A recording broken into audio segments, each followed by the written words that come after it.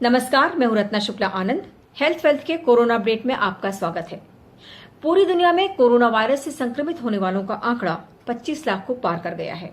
ऐसा अनुमान है कि मौतों का आंकड़ा 2 लाख को पार कर जाएगा। अगर हम मृत्यु दर की बात करें तो सबसे अधिक इस समय 9.46% मृत्यु दर यूरोप में है, जबकि नॉर्थ अमेरिका में ये 5.52% और एशिया में 3.78% है। कोविड-19 बीमारी दुनिया के 210 देशों में पहुंच चुकी है, लेकिन इसका सबसे ज्यादा कहर यूरोप और अमेरिका में है। कहा जाता है कि चाइना के बाद ये बीमारी इटली और वहां से यूरोप के अन्य देशों, अमेरिका और दुनिया के बाकी हिस्सों तक पहुंची। चूंकि पूरी दुनिया में टूरिस्ट का आना जाना लगा रहा, शुरुआती दौर में ट्रेवल रेस्ट्रिक्शंस नहीं लगाए गए और ये बीमारी फैलती रही। लेकिन इटली में ये बीमारी कैसे फैली, इसके पीछे एक थ्योरी दी जा रही है और इसमें कहा जा रहा है कि इटली में फरवरी में जो हग दी चाइनीज कैंपेन चल रहा था, इसके लिए वही जिम्मेदार है। दरअसल चाइना के वुहान से जब ये कोविड-19 बीमारी फैलनी शुरू हुई तो इसे चाइनीज वायरस नाम दिया जाने लगा और इसके बाद दुनिया भर में चाइनीज लोगों के प्रति एक तरह से भेदभाव की भावना लोगों के भीतर आने लगी।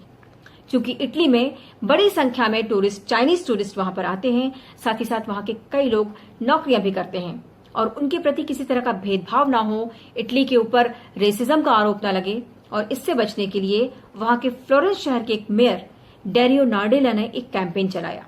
तो फ्लोरेंस के मेयर डेरियो नार्डेला ने 1 फरवरी से ट्विटर पर यह मुहिम शुरू की, हग दी चाइनीज, और लोगों से ये अपील की कि वो चाइनीज लोगों को गले से लगाएं, साथ ही साथ उनके साथ फोटो क्लिक कराएं, सोशल मीडिया पर पोस्ट करें, ताकि चाइनीज लोगों के मन में ये विश्वास जगे कि उनके प्रति किसी तरह का भेदभाव नहीं है। और ऐसा होने भी लगा, लोगों ने खुले दिल से उनके इस आग्रह को स्वीकार किया। इसके बाद फ्लोरेंस की सड़कों के किनारे कई चाइनीज अपने हाथों में तख्ती लेकर खड़े हुए नजर आने लगे, जिनमें ये लिखा होता था, hug me, I am a Chinese not a virus. चूंकि ये कैंपेन फ्लोरेंस के मेयर ने शुरू कराया था, इसलिए लोगों ने बढ़ चढ़कर इसमें हिस्सा लिया और एक काफी सौहार्दपूर्ण वातावरण वहां पर नजर आने लगा। लेकिन 22 फरवरी से इटली में लगातार मामले बढ़ने शुरू हो गए। चूंकि ये मामले पहले से ही आ गए थे, लेकिन इटली ने इन्हें नजरअंदाज किया। हालांकि जनवरी में ही पहला मामला सामने आ गया था, जबकि 2 चाइनीज टूरिस्ट को आइसोलेशन में रख दिया गया था। इटली में लोगों की आवाजाही बनी रही, हग दी चाइनीज कैंपेन चलता रहा।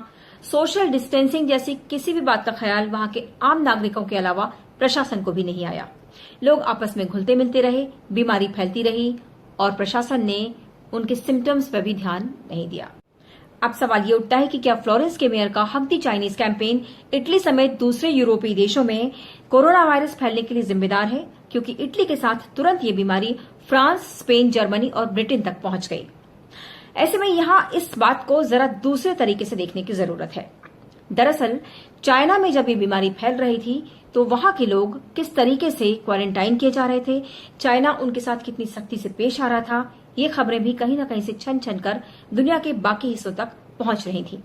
ऐसे में सोशल डिस्टेंसिंग मेंटेन न करते हुए लोगों को गले लगाते रहने का ये जो कैंपेन था, उससे कहीं न कहीं लोगों को एक मैसेज गया और वो मैसेज ये था कि ये बीमारी शायद इतनी खतरनाक नहीं है और यहीं पर चूक हो गई। बात करते हैं सिमो के अध्यक्ष डॉक्टर के अग्रवाल से। जब प्रेसिडेंट ट्रंप ने कहा कि ये चाइनीज वायरस है, साउथ कोरिया और इटली ने रिएक्ट किया। उस वक्त में इटली में ज्यादा केसेस नहीं थे और उन्होंने कैंपेन चालू करी, हग ये चाइनीज। जगह जगह फोटो डाली, पूरे वर्ल्ड में हल्ला मचाया कि हर आदमी एक चाइनीज को हक करे। उस वक्त तक बीमारियां थी, हम ये नहीं कह रहे कि उसके कारण से इटली के अंदर में इतनी बड़ी महामारी हुई, बट मैसेज गलत गया। सोशल डिस्टेंसिंग के खिलाफ वो मैसेज था। जब आपने देखा कि वुहान में इतना बड़ा महामारी आई तो पूरे वर्ल्ड में सोशल डिस्टेंसिंग वाले मैसेजेस जाने चाहिए थे। एक कंपनी मलेशिया में है, वो कह रही है ग्लव्स पहन के हाथ मिलाओ, गलत। आप हक करो इस टाइम पे, गलत। चाहे आपको सॉलिडेरिटी दिखानी हो, लेकिन गलत गलत गलत है। आप उसको रोक नहीं सकते, आप उसको प्रमोट नहीं कर सकते। ये जो भी किया साउथ कोरिया ने या इटली ने, उसमें कितना असर उनके यहाँ पे केसेस का हुआ, वो हो या ना हो, लेकिन पूरे वर्ल्ड में एक मैसेज गया कि ये एंटी सोशल डिस्टेंसिंग मैसेज है। लेकिन सिर्फ हक दी चाइनीज कैंपेन को इटली और यूरोपीय देशों में इस बीमारी के फैलने का जिम्मेदार इसलिए नहीं माना जा सकता क्योंकि चाइना ने शुरुआती दौर में जानकारियां छुपाई, पारदर्शिता नहीं बरती और यही वजह है कि दुनिया तक ये मैसेज नहीं पहुंच पाया कि इस बीमारी से निपटने के लिए उन्हें क्या क्या सावधानी रखनी जरूरी है। WHO ने अपने कर्तव्यों का निर्वहन सही तरीके से नहीं किया, ट्रैवल रेस्ट्रिक्शंस नहीं लगाए, स्क्रीनिंग के लिए कोई गाइडलाइंस जारी नहीं की। इस वजह से लोगों की आवाजाही बनी रही और लोग सतर्क नहीं रहे। अमेरिकी राष्ट्रपति डोनाल्ड ट्रंप ने पीछे ये बयान दिया था कि चाइना की गलतियों का खामियाजा पूरी दुनिया को भुगतना पड़ेगा। जी हां, उनका इशारा था कि चाइना ने शुरुआती दौर में जो जानकारियां छिपाई हैं उसकी वजह से पूरी दुनिया को इसका खामियाजा भुगतना पड़ेगा और आज वैश्विक महामारी के रूप में हम वो देख भी रहे हैं। चाइना ने इस बीमारी की भयावहता को पूरी दुनिया के सामने नहीं आने दिया, सही आंकड़े छुपाए। आज भी लोग ये नहीं जानते कि असल में चाइना में कुल कितने लोग इससे प्रभावित हुए हैं या कितनी मौतें हुई हैं।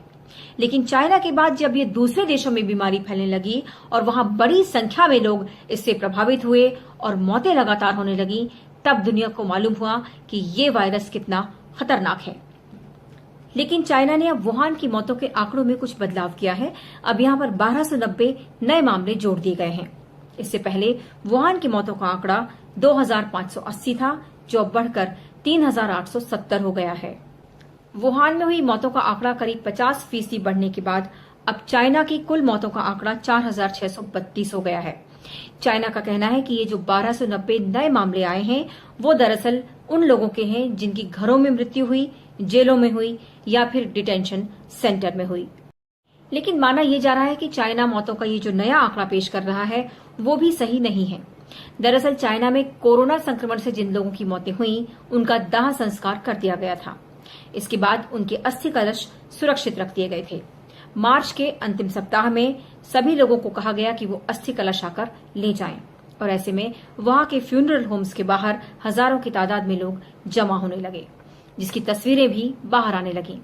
लेकिन चाइना ने इसके बाद सभी लोगों की संख्या सीमित कर दी और हर फ्यूनरल होम से 500 लोगों को एक दिन में अस्थि कलश ले जाने की इजाजत दी गई।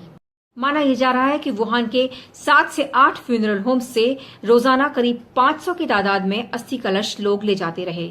इसके मायने ये है कि वहां करीब 40 से 50 हजार मौतें हुई हैं, जिनका आंकड़ा चाइना सबसे छुपा रहा है। कहा यह जा रहा है कि यदि चाइना ने कोई जानकारी नहीं छुपाई होती तो पूरी दुनिया में आज कोरोना संक्रमण के जो मामले हैं उनमें 66% की कमी होती।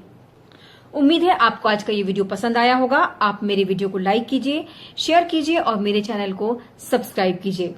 हेल्थ वेल्थ के अगले वीडियो में आपसे फिर मुलाकात होगी। तब तक के लिए नमस्कार। और आप हमसे जुड़े रहने के लिए सब्सक्राइब करें YouTube पर, फॉलो करें Twitter पर और लाइक करें Facebook पर। और ज्यादा जानकारी के लिए न्यूज नशा की वेबसाइट पर जाएं। आपको टाइप करना होगा सिर्फ न्यूज नशा।